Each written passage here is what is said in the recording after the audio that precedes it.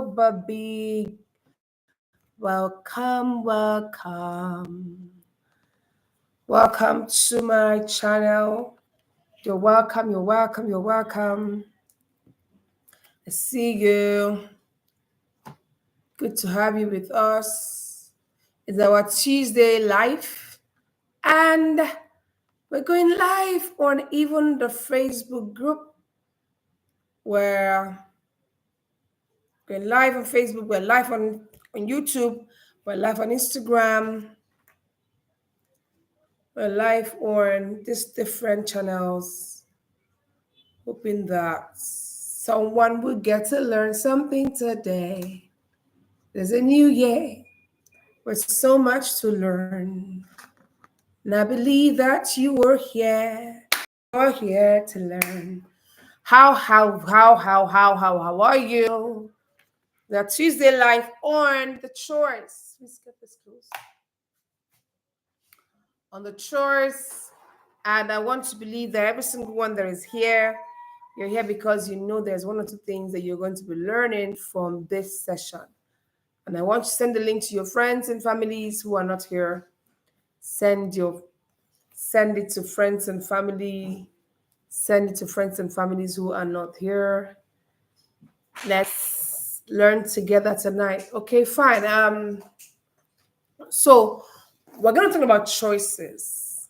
It's a new year, and I know that a lot of us have, written down our New Year resolutions. But does it stop at that? Now you have made the right choice to have a New Year resolution. But what happens after now? It's very important. What happens after now is very important. And so it's not just about making decisions. It's also very important. Thank you, Amara. Blessing. I see you. It's also very important to be able to know how best to implement those resolutions or those goals you have set. Towards the end of the year, I saw a lot of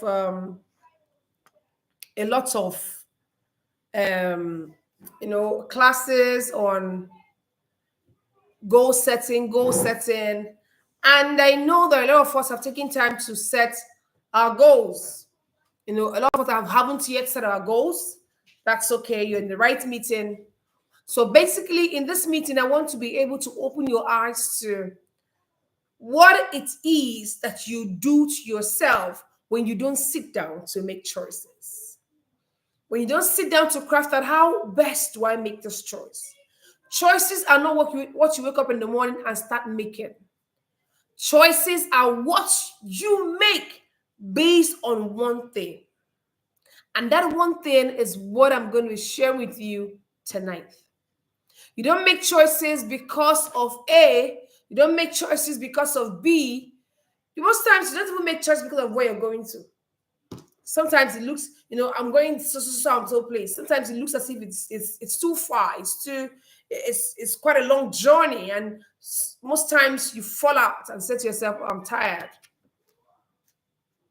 Choices are anchors to your progress or your regress. Just write it. Someone should write it down. Choices are your anchors to your progress or your regress. So you see, when I was growing up, I had one of my pastors then, Pastor Jerry Naji, said to us, he said, the choice that you make will make or mar you. It became something that rang all through my years as a young person. The choice that you make, you don't make for your father. The choice you make, you don't make for your mother. Now, I've seen a lot of young people, a lot of teenagers will say, I will deal with my mother. I will deal with my father. They think they can cage me in the house. Once I enter the school, I will deal with them. You're not dealing with nobody. You're dealing with yourself. You're dealing with yourself. When you find yourself living a life of unforgiveness, you're not doing to anybody. You're doing yourself. So yesterday, she did this to me. I'm going to do that to her. So you're sitting down a whole day planning on how to You have to what? You have to go on revenge on somebody. You have made a decision that is eating your time, eating your mental health.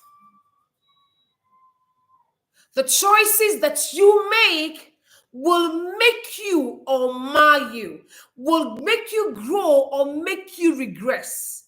And if you're not careful, based on the decisions that you make, based on your choices, you will lose out on 2024.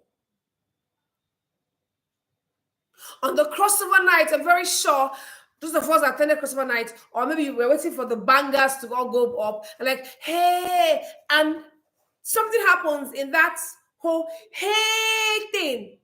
At some point, reality sets in, and you begin to say, Lord, thank you. Thank you for making me to see a new year. I promise you this year, I'm going to be a better person. I promise you this year, I'm going to do that or do that or do that. Oh, wonderful. First step in the right direction. Does it stop there? It requires that you sit down and craft out what exactly are my values. That's why I said there's one thing you must always realize when you want to make choices. What do you value? Do you value revenge over peace? Do you value love over hatred? Do you value God over what? Over life, pleasures of the world? What are your values? Your values are the anchor to your choices. Your values are the foundation to the choices that you make. If you don't have a solid value system, you won't be able to make the right choices. Trust me. Do you value education over movies? Do you value love over hatred? Do you value family over friends? These are the things you must ask yourself in this year. How do I make my choice? When I want to make a choice this year, what should incite my choice, my decision? What should incite it? Whatever that should incite your decisions this year should be your values. That's the foundation. Obviously, there are builds, there are things you build. If you don't even have a strong value system, you won't be able to know the vision to run with. Someone says, I want to have this year, I want to make a lot of money this year. And you value money over human lives. You will be that one kidnapping people. You value money over relationships. You be that one duping people. You value money over friendship. You be that one that will betray your friends, connecting them with someone who will drug them and get them raped just because they're going to pay you. What are your values? What values are you running with this year? Some weeks ago, I did a goal setting class, and I said, listen, the way churches declare years. Now, my church has declared this year as the year of fourth dimension, spiritual advantage. What have you personally declared your own year to be? What have you declared your own year to be? Yes, I will run with the declaration that my pastor has given. At the same time, I also have things I want for myself personally. As I run under the corporate anointing of my church and the ministry that I belong to, I also have my own personal things I want done, and I define my year. You can define your year as a year of relationship. Maybe you are someone who was always withdrawn, who you don't have friends, you don't have, I'm not saying that, you don't have even people you can talk with.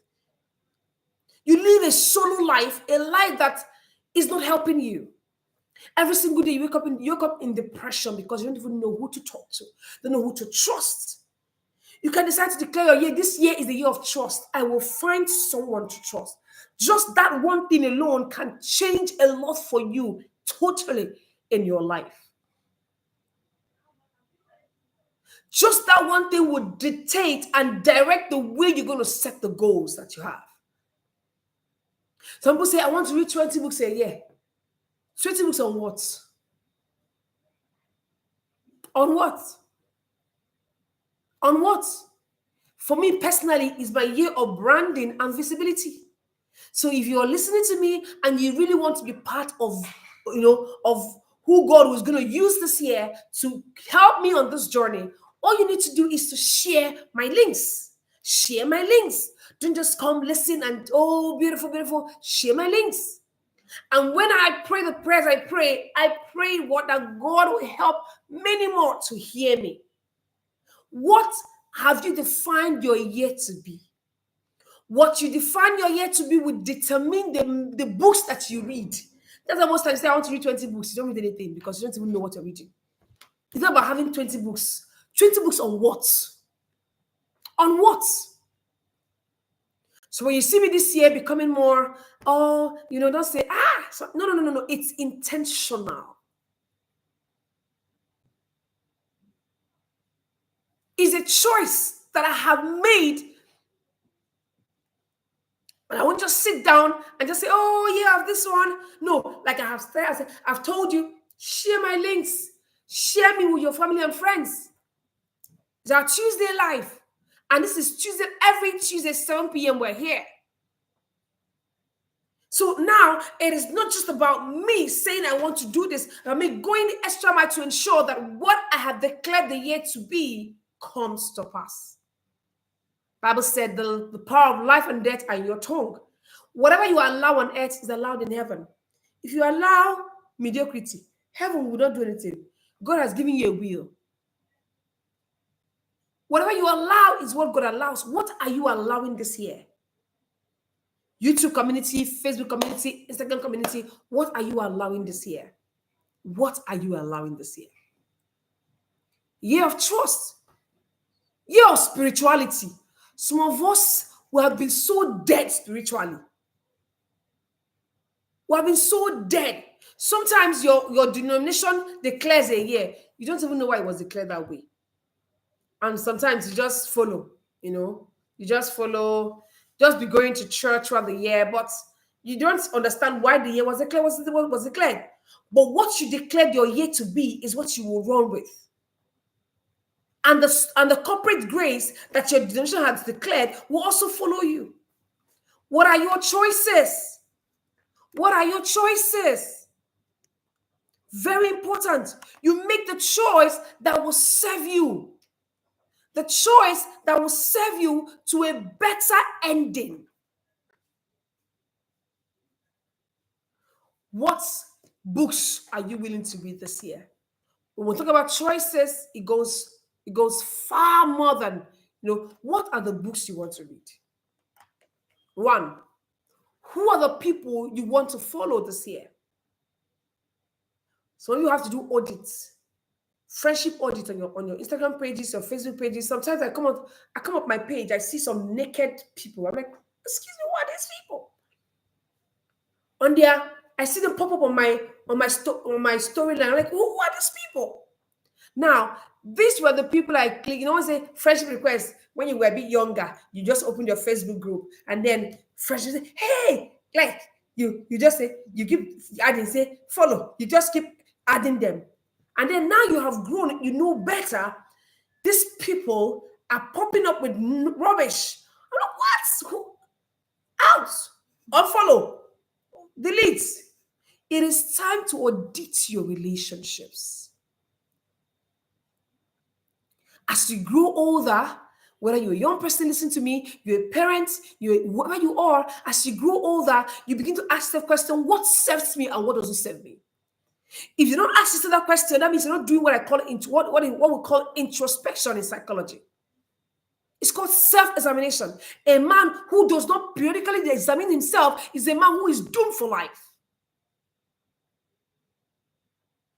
You must be able to examine yourself. What is working for me? What is not working for me? I don't like to eat night food because it's something I have, who you have a mother who is very, very weight conscious. And my biological mother, my spiritual mother, they're weight conscious. So please excuse me.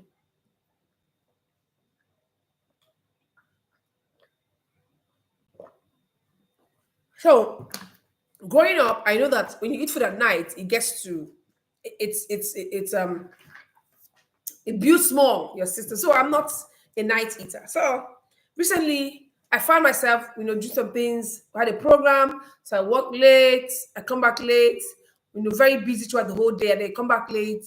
I'm hungry. And I started eating night. I started eating at night. First that I ate at night, I literally died the next day. What did I eat? Bread and granules. That's all. The system does not understand what night food is. Sometimes you begin to inject yourself with something totally your system does not want. And you know what? You suffer for it. I suffered for it for 2 good days. So imagine me eating at night, nonsense, bread and granules. And for 2 days, I could not eat. It was a warning sign. It was a warning sign. So yesterday, I went out on a date with my husband. And then they served, it was around 7 o'clock, and they served us a meal. And I said to myself, don't forget what happened to you. It is what I said, introspection, examination, retrospection. You keep remembering what exactly happened, what is good, and that's restrained me from eating. And I'm happy. Just a plate of meal. A plate of meal. What are the choices you're making this year? And you don't start making the choices tomorrow. Today is the right time to make those choices. I choose not to listen to this person anymore. Whenever I listen to this person, I find myself in a deep mess. I choose not to watch the pornography anymore. It is a choice. Let me tell you the truth. If you say no today, no matter, I'm a psychologist, I'm a therapist, I work with young people. If you say no today, I will not. I know the concept of withdrawal syndrome. If you say no, just the way, there's an example I usually use all the time. When you meet a guy, or you meet a lady, and you're so high, you're all charged up. I have to rape her, I have to sleep with him. And the person tells you, oh, sorry, I am HIV positive. Or, oh, sorry, I have gonorrhea. Oh, sorry, I have syphilis. Let me tell you, that sin that has held you, I must do it. It will just quench like what? Like, it will quench with speed. Why? Because you know the consequences of. A man who does not know the consequences of his action is that person who will keep swimming in that action. Who keep swimming in that depth of lies, in that depth of relationship. Oh, I don't like the way he talks to me. I don't like the way he treats me. And tomorrow you're rushing down to his house to go and cook food for him. Were you pushed to his house? I don't like the way I talk to my children. It's your decision to say to yourself, I don't like the way I talk to my children. Can I start seeing my children as my boss? Yes. Can I start seeing them as the boss? Now, in seeing them as the boss, you also put what? You put some standards. Seeing them as a boss means I won't talk to them like. Or you could say, can I start seeing my children as adults? External adults. Not in, because most times, even the adults in your house, you talk to them anyhow.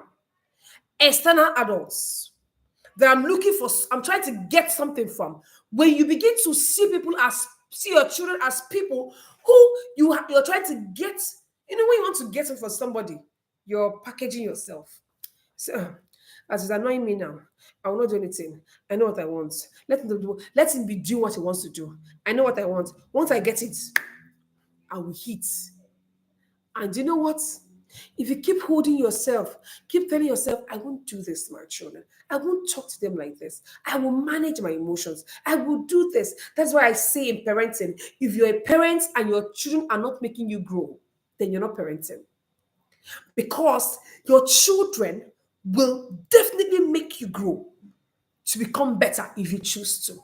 They can also make you get worse if you choose to. they can make you get worse. Because imagine that you have your home, you know, when you were living alone with your husband or just yourself, and then you take your time to arrange your home, you know, you have where you kept your cups, where you kept your whatever, and then all of a sudden, your kids start coming and they start, you know, touching things, start breaking things, and then you start going, you were not a shouting mother. All of a sudden, you begin to become a nagging mother. You can become a slanderous mother, a mother who labels her children. It takes intentionality to come back to reality. Listen, these are my investments. Nobody causes his investments. Tonight, I'm touching on a lot of things. If your children are your retirement plan, when I say retirement, it doesn't always mean that they have to come and feed you. I told my children, listen, if you're, I'm sure by the time you start making your money, you want to give me money, you will check it very well, because imagine that you're putting $1 million into my account. It's to tell me, mommy, please, I'm putting 1 million in your account for a recharge card, because you should be bigger than me, right? Yes. But at the same time, I'm also going to be a big mother. I'm a big mother. So I'm not relying on my children to feed me, right? So if you look at them as your retirement plan, in the sense that you want to go on a tour, right? This one is gone. You want to go on a tour, and you say to yourself, this is gone, so this will be